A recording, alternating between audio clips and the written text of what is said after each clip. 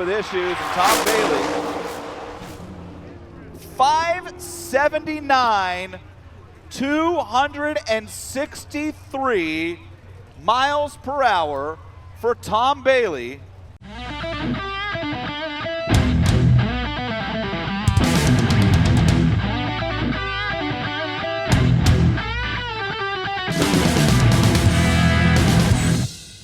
Spectacular weekend, guys. Thank you for your support. I mean, you've seen the videos and stuff, and you see that 263 run. Never did I expect that was going to be a record run for the NHRA. Also, when you see this other part, which we'll get to later in the video, but there's some smoke on the last pass. We're going to go through and we're going to dissect that for you. One other thing we got is SICK Defender. If you know, you know. We talked about this a while ago. It's been a long time in the making, but SICK Defender, we're covering it later in the video, but it's going to help the people that have cars stolen like me, hopefully not get their cars stolen. But remember, we don't sell the green shit. We don't sell all that Chinese crap or whatever that, like Emu or whatever the hell that stuff is. We are sponsored by SICK the Magazine. That's our stuff. So do us a favor, go grab some merch. And in celebration for the weekend, and the weekend we had, we got a bundle together because the GTO giveaway is going on. So you got a chance to win the GTO. And so the 2.0 shirt, should say record setting, but it doesn't. So you get the 2.0 shirt bundle, comes with Making Street Cars Great Again, because that's what we did all weekend. And just drive your shit, because that's what you got to do. You got to drive your shit. So these two stickers, this shirt, starts at 38 bucks, get you 50 entries for the GTO. So go get that. We cover the Defender in there. And hey, on to the rest of the action. Thanks for watching. It's just amazing how much power these cars make. I just go so far back that I remember nitro cars were in that performance range. And if you think that thing's fast, Tom Bailey was here with his record-setting Camaro. This is the quickest street car in the world. It ran down in the 570 bracket. That is the quickest run made by a street-legal vehicle in the history of drag racing. He also, over the course of this weekend, ran the fastest speed ever recorded by a door slammer at an NHRA national event. Of course, his car is not regulated as the Pro Mod rules. He won the final round against Brian Goldstone's AMC Javelin, and over the course of this weekend, he went 263 miles an hour. That's 2 mile an hour faster than the Pro Mod record in that car. Last weekend, awesome weekend at the NHRA race. We'd been running down at Rockingham. We kind of had the thing dialed in. I mean, we were running 380s in the 8th. Everything was on quarter mile tune. We didn't have anything set up special for 8th mile. So we knew based on back half numbers that, hey, it was ready to go solidly into the 5s. Well, saying that it's ready and then doing it, a lot of times two different things. Now, what was cool is we went to Chicago. We did the street drive, the 40-mile street drive, checkpoint stuff. And then Friday when we got our first test hit, got up there, we went with exactly what was in at Rockingham to see what would happen, because we knew we were, I mean, essentially the schedule was 2 test hits Friday, 1 Saturday, and then it goes into the elimination draft. So first test hit, it almost went down. So it did close. Yeah, it was close to going, and came back, but knew you're looking at NHRA prep track versus Rockingham, where it was definitely very prepped. And I mean, everything at an NHRA race is more prepped for nitro cars, and they don't want as much glue as we would tend to have, or as tight a starting line as we would be looking for typically. But went back to the pits and tune up, which Greg was supposed to be getting teeth removed, so he wasn't at the event. So remotely, he was helping Aiden on the laptop and then going through the setup stuff. The only thing that we changed on the car from our pass on Friday is loosen the back shocks compression a little bit, and then loosened the rebound or whatever, the extension, rebound on the front shocks a little bit, and soften the tune-up up a little bit down low to help it get off the line and get going. We ended up not getting our other hit on Friday, so that took that part out of it. So we got our one on Saturday, which was in the afternoon, and that was our first time to try that. You went from 80 degrees, 80 degree plus on Friday to now all of a sudden it was 65 degrees on Saturday. But we figured we would just try it, see what it did, and went right down. And I mean that was it. That was the second pass where it went to 263. I wasn't necessarily going to run it all the way to the quarter. Wanted to get out past the eighth. Went good. I took it to a little over 1,000 feet when I attempted to lift. So that's one of our other issues that we have to address is I went to lift. The car didn't necessarily want to lift. The throttle did come back some, but it was still basically plowing. I mean, it went to 263, the 579 on that pass, which was all awesome, but I needed to shut the car off to get the thing to stop because I pulled back on the pedal. It eventually came back, but I mean, when you're 260 plus miles an hour, like everything you're doing, you're having to do very quickly. All you want to do is make sure you stop. And was able to get stopped. Everything came back, drove it back to the pits. Everything acted normal. But what we think is, with the amount of boost that we're currently running, and so we're maxing out a 5-bar sensor. You can do the math on that, Brent. But like maxing out a 5-bar sensor, and there's just so much boost it isn't able to release fast enough to be able to get basically the boost is keeping the throttle blades open. So TurboSmart, who's been around forever, they are sending us larger blow-off valves, 3-inch ones, like these mega blow-off valves that I guess the ProCharger guys use to try and then release the boost quicker to then deal with that. So that's an issue that needs addressed. Saturday, that was Saturday? Oh no, then we went first round. I screwed up on rolling in because there was a bump at the starting line, so we were closer for Aiden to get the wheelie bars set. Well, I guess it was closer than I realized as I started to go roll in and light the first ball, but I actually lit both. Nick obviously started coming up on boost. I started to, and if you watch the other video, then you know the details of that. But essentially, I left and the car was not up on the 2-step where it needed to be. So what the car did doesn't matter. I had to drive it down there, basically catch Nick to make sure that I won that round. So that was all good. Then we roll into Sunday, and Sunday on the first hit, which would have been against Alex, softened up the tune more. And I was dealing with the issue of worried about the throttle being able to close and be able to pull back. I mean, we looked at everything and all the throttle blades good, linkage good, everything good. And now we just need to win rounds.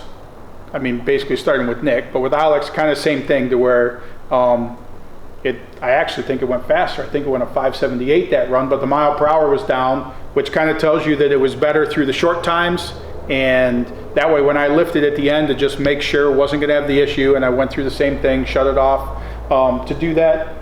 And another great pass. I mean, it was 250 miles an hour, and all the mile an hour stuff's happening at the end, so you scrub off quite a bit. So even on that first pass, I probably scrubbed off 2-3 miles an hour because it was down to, what was the throttle at when it was crossing the line after I lifted? You were at the most you lifted was like 70% on the first run because that's all you could get all you could get it to lift. Yeah, so at the end we were down to 70% throttle as it crossed. So I mean, I don't know what mile an hour, whatever that possibly scrubbed off there. I mean, typically if you're about 85 to 90% then and above, that's full throttle, like as far as the car is concerned.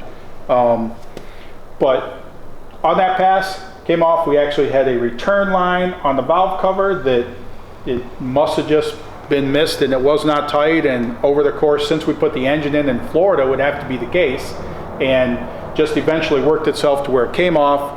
Obviously on diesel with the chutes out and everything, the oil would be to the front, so nothing as far as like anything on the track, but then after pulling over it then allowed it to drain out there, hit the hot header.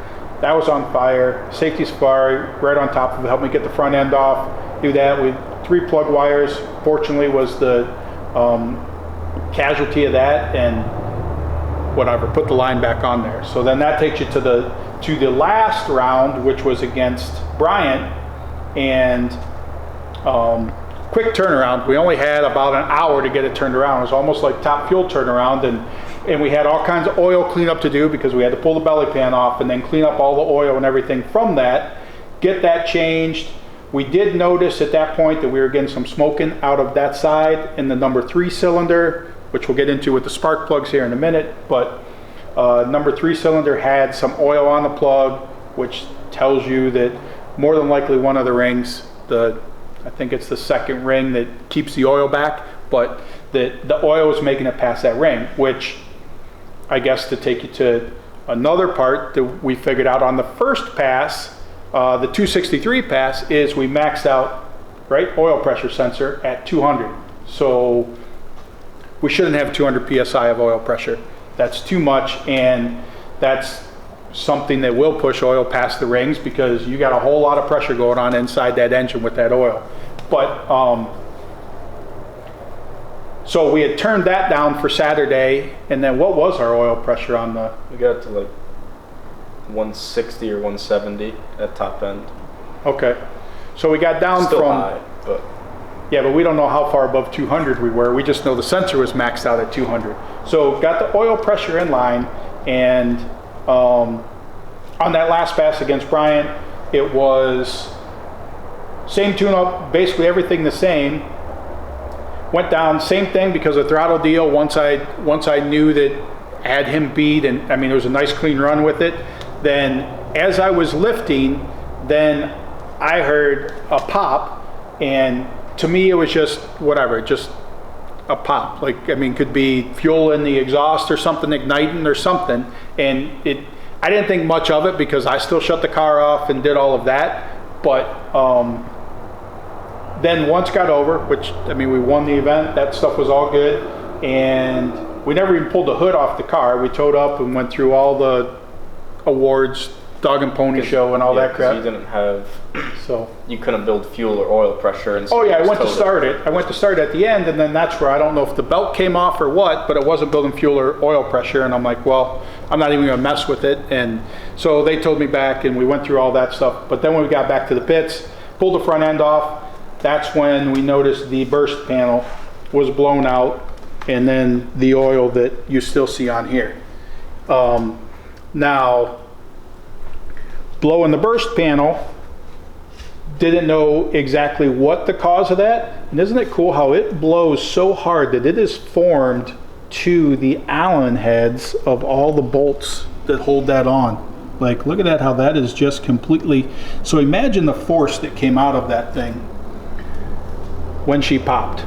So, but problem is the belt still on there for the fuel pump and oil pump. Now the fuel pump and oil pump are together. The fuel pump mounts to the front of the oil pump. I mean, idea being is if you lose that belt and you're going to lose oil pressure, then hey, you don't want fuel either. I mean, take it all away. Well, when Aiden started looking at the data, as I was getting to the end of the track, the fuel pressure was dropping from, what is it normally, 150? So yeah, and we're below. I mean, it's all boost reference. So if we run an 85 base, I mean, you can do the math there for yourself. If you run an 85 base fuel pressure, and you had 150 typically when you're going out the back, and it adds a pound, and it adds a 1 psi fuel pressure for every pound of boost, that what? Okay.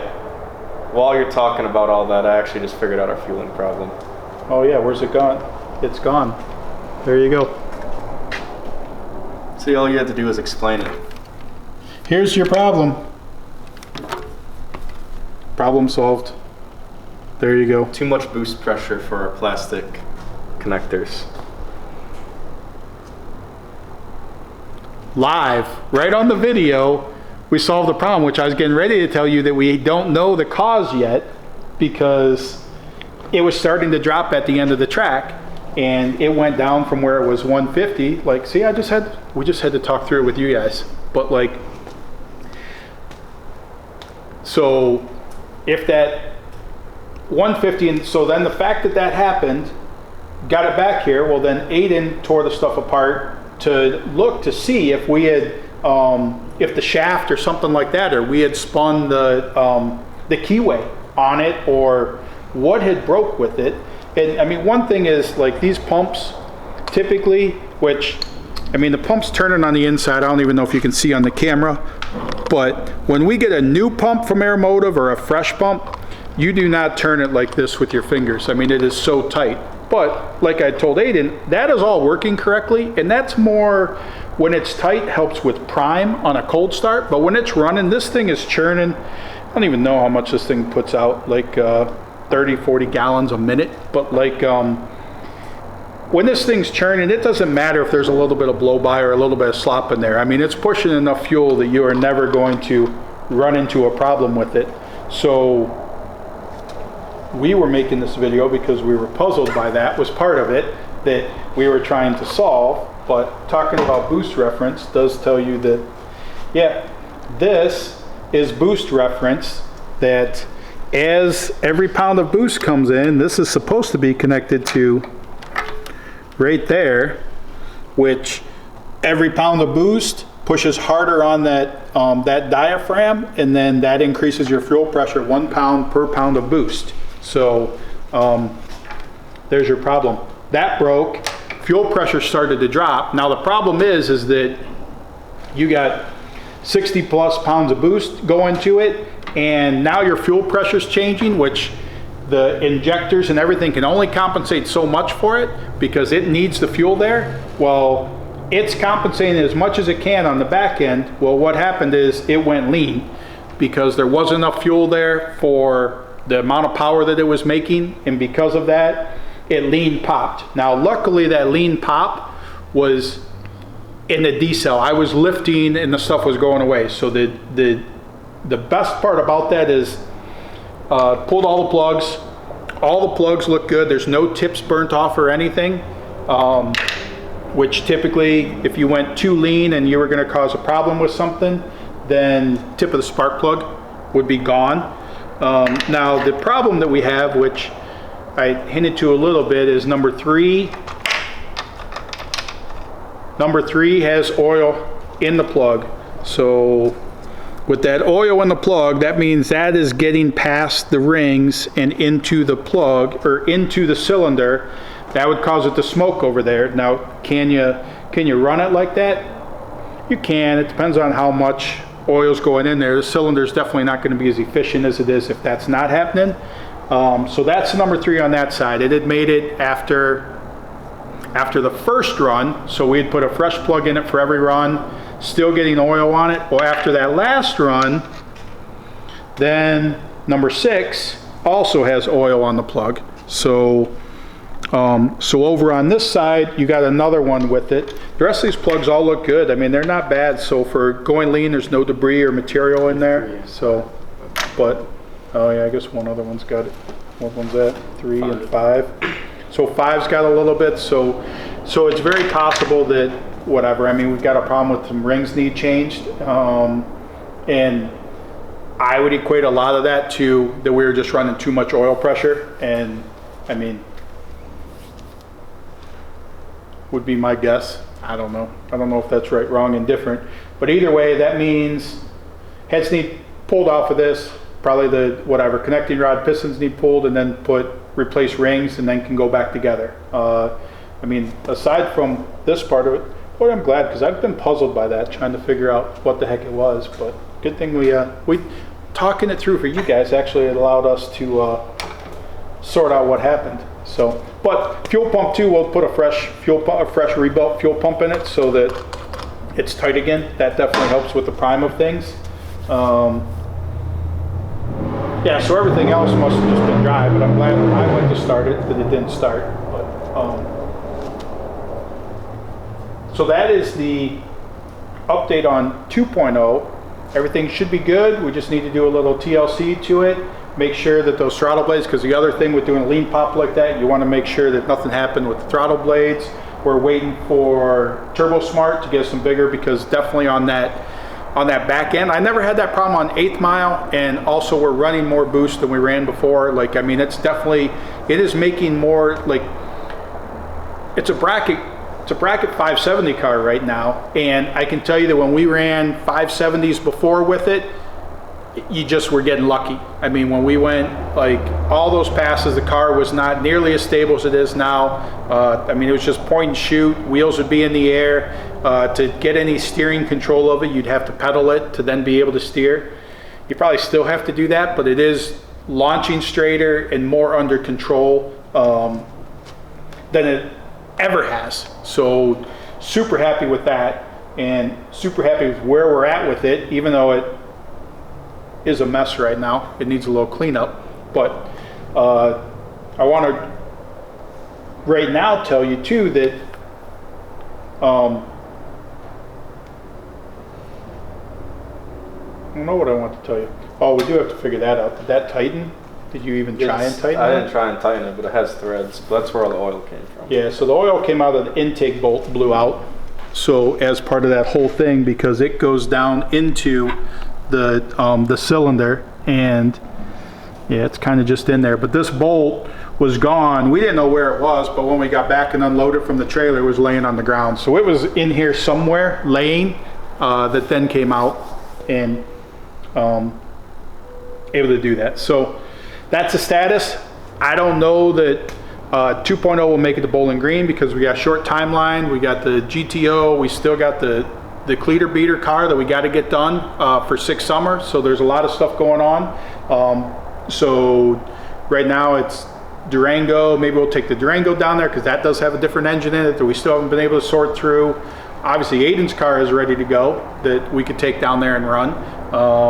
And then obviously the GTO's going. We really hope to have the nitrous on the GTO down there, see if we can make that a 10-second car. But there you go. Hey, go like, subscribe to the channel. Hey, buy some merch.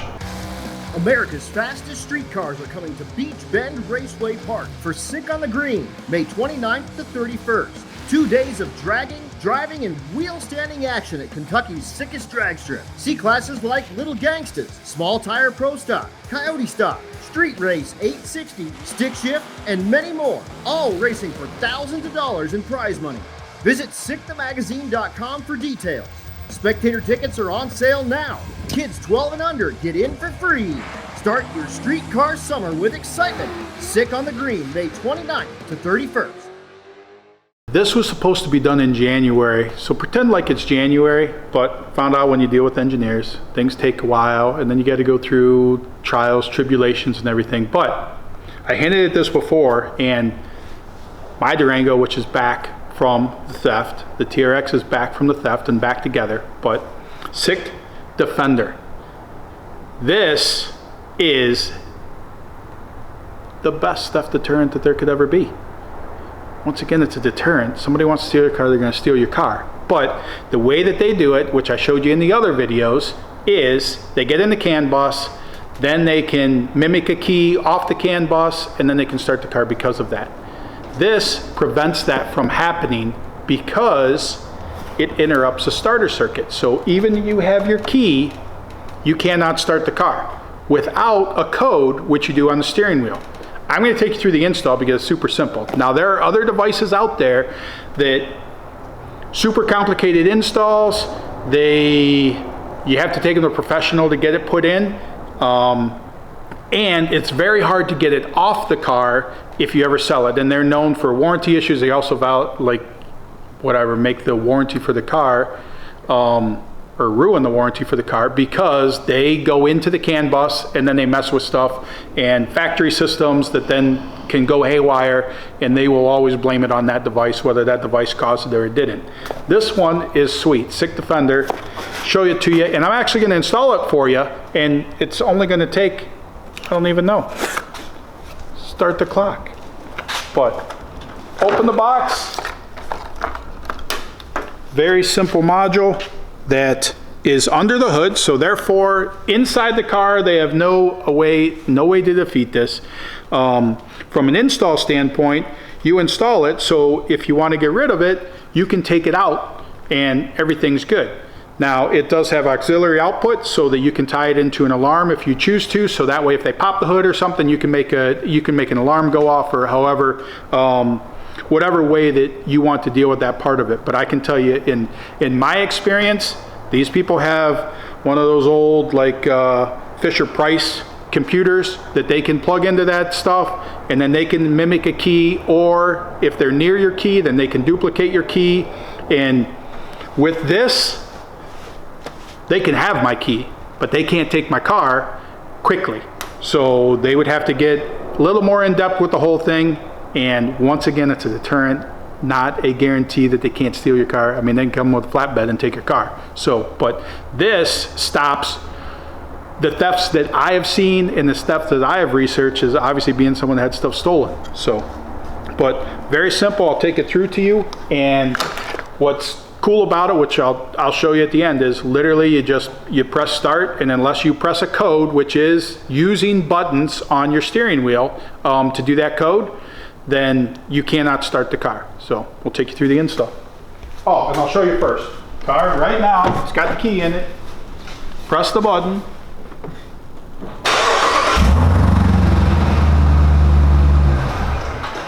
Starts. Install on this, pop the hood. Well, first buy the device. Pop the hood, and this is on a Durango. Right now, 18 and up Durangos and Challengers 18 to 23 to where they discontinued. The Challenger one is Charger, Challenger, Chrysler 300.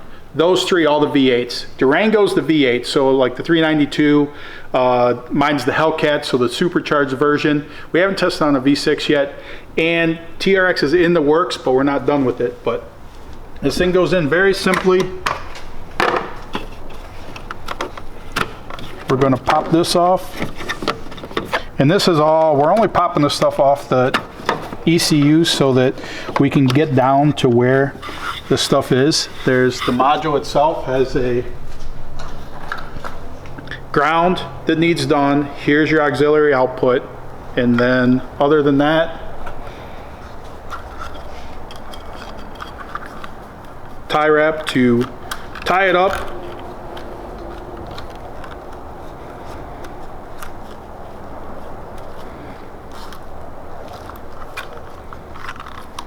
Detailed instructions though are on the website. You'll get a link to them. There's a card that comes in it. It also has a USB stick that gives you status inside. You can have this plugged in or not plugged in. There's it'll come defaulted with a code that that you can use. It's an 8-button code on there, but you connect to an encrypted Wi-Fi, and then you can set your code. You can also disable it if you're taking it in like for valet mode or for service, and I think you can have 4 active codes at the same time. But on the Durango, you just got to get down to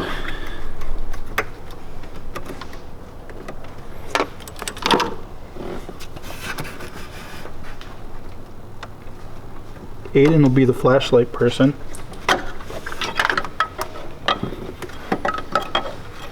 But there's a harness down there. It's different on the Charger Challenger. It's up on the firewall. There's, who would have guessed it, a 10mm bolt for the ground.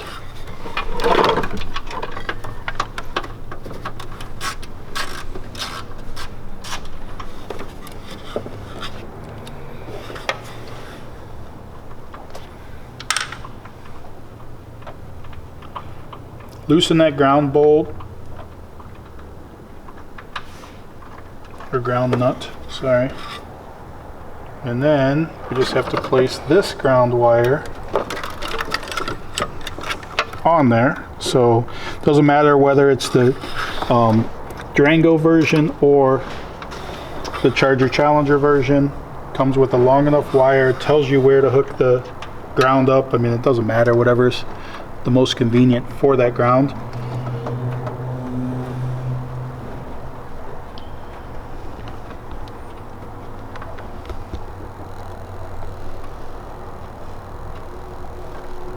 I mean, I would say that Aiden said we should do whatever beers. How many beers does it take to do this? Aiden, how many are you thinking? I think just one. Pretty fast.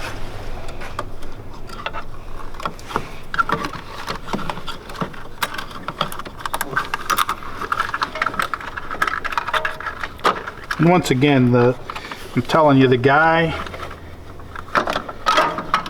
that's trying to take your Hellcat while you're getting your coffee at Starbucks is not going through this effort to do it. So, but if you, obviously in the situation, you can do a hood alarm that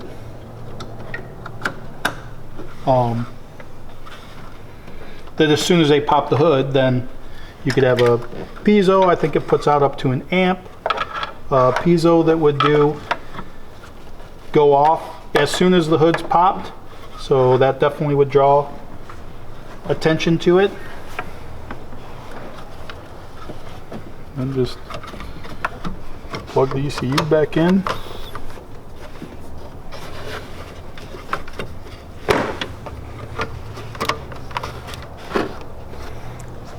Hey, we're done. What's the timer saying? I was bullshitting for a lot of the time, so did I tighten that down? Yeah. So, what's that? Did you? Once I put the ground on there?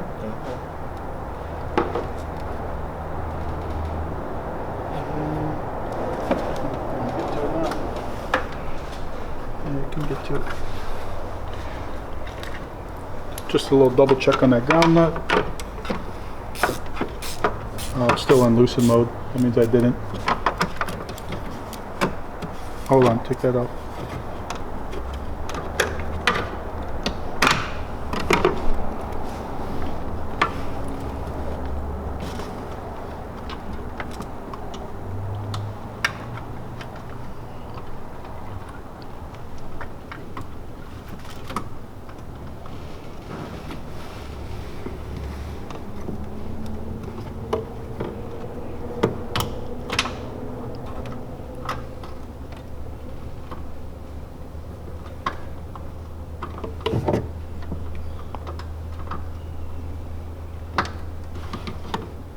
Tighten the nut before you put it all in.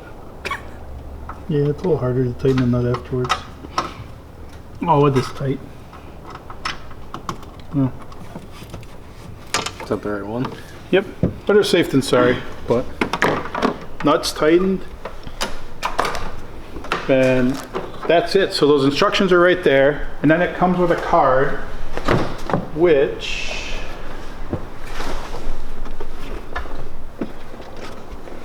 I'm not going to show you the details on the card, but it has a card that basically you scan. It's got your Wi-Fi login and your code, which I should have had the wheel straight.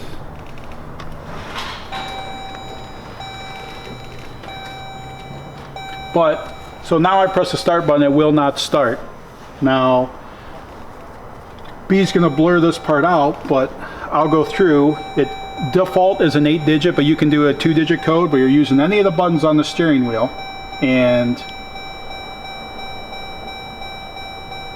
so, what is it?